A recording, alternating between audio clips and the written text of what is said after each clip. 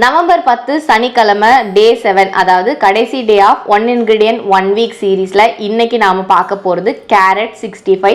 அடுப்பை ஆன் பண்ணிக்கோங்க, அதில் பேன் வைங்க, அதுக்கப்புறம் தண்ணி ஊற்றுங்க. தண்ணி நல்லா கொதிச்சதுக்கு அப்புறமா 2 பெரிய சைஸ் கேரட்டை இந்த மாதிரி விரல் நீளத்துக்கு கட் பண்ணி சேர்த்துக்கோங்க. இதை 3 நிமிஷத்துக்கு வேக விடுங்க. கேரட் நல்லா வெந்ததுக்கு அப்புறமா அடுப்பை ஆஃப் பண்ணி இதை ஸ்ட்ரைன் பண்ணி எடுத்து ஓரமாக வச்சுருங்க ஒரு 2 நிமிஷத்துக்கு. இது லைட்டாக ஆறுனதுக்கு அப்புறமா அதை ஒரு பவுலுக்கு ட்ரான்ஸ்ஃபர் பண்ணிக்கோங்க. இப்போ தேவையான அளவு உப்பு, 1/2 டீஸ்பூனுக்கு மிளகாய் தூள், 1/4 டீஸ்பூனுக்கு கரம் மசாலா, 1 டேபிள் ஸ்பூனுக்கு கார்ன்ஃப்ளவர் மாவு சேர்த்து நல்லா கலந்து விட்டுக்கோங்க.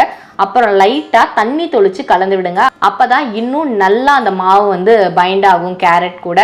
இப்போ ஒரு கடாயை அடுப்பில் வைங்க, அதில் எண்ணெய் ஊற்றிக்கோங்க. எண்ணெய் நல்லா காஞ்சதுக்கு அப்புறமா நம்ம ரெடி பண்ணி வச்சுருக்கோம்ல கேரட், அதை தூக்கி இதில் போடுங்க. எல்லாத்தையும் போட்டதுக்கப்புறம் இப்படி எண்ணெய் நல்லா பொங்கி வரணும். அப்போ தான் கரெக்டான அளவுக்கு எண்ணெய் சூடாக இருக்குன்னு அர்த்தம்.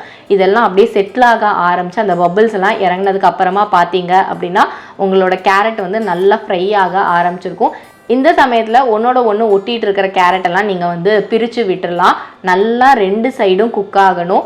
பார்க்கவே ஒரு ரெட்டு ப்ரௌனு கலந்த கலருக்கு இது மாறினதுமே இதை எடுத்து ஒரு பிளேட்டுக்கு மாற்றிடுங்க.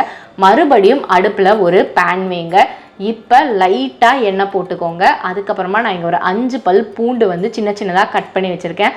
அதை எண்ணெய் காஞ்சதும் உள்ளே சேர்த்துக்க போகிறேன். அதே மாதிரி ஒரு கொத்து கருவேப்பிலை, 2 பச்சை மிளகாவை இந்த மாதிரி கீறி வச்சுருக்கேன், அதையும் உள்ளே போட்டுக்கலாம். இதை நல்லா முருகலாகிற வரைக்கும் விடுங்க. இப்போ நம்ம ஏற்கனவே ரெடி பண்ணி வச்சுருக்கோம்ல நம்மளோட கேரட், அதையும் உள்ளே போட்டுக்கலாம். இதுக்கு இன்னும் கொஞ்சம் டேஸ்ட் சேர்க்குற விதமாக நான் லைட்டாக சாட் மசாலா மட்டும் தூவி விட்டுக்கிறேன். இதை ஒரே ஒரு டாஸ் பண்ணி அப்படியே பிளேட்டுக்கு மாற்றிக்கோங்க. நான் இந்த கேரட் 65க்கு சைட் டிஷ்ஷாக 2 விஷயங்கள் வச்சுருக்கேன். ஒன்று நம்மளோட நார்மலான டொமேட்டோ கெச்சப், இன்னொன்று பார்த்தோம் அப்படின்னா க்ரீக் யோகட் வச்சு செஞ்ச ஒரு சாஸ் தான். இதை பண்ணுறதுக்கு 2 டேபிள் ஸ்பூன் க்ரீக் யோகட் எடுத்துக்கோங்க.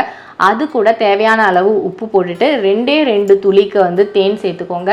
கடைசியாக கொஞ்சமாக சாட் மசாலா சேர்த்து நல்லா மிக்ஸ் பண்ணிக்கோங்க. அவ்வளோதான், நம்மளோட சாஸ் ரெடி. தொட்டு சாப்பிட்டு பாருங்கள், டேஸ்ட்டு சூப்பராக இருக்கும்.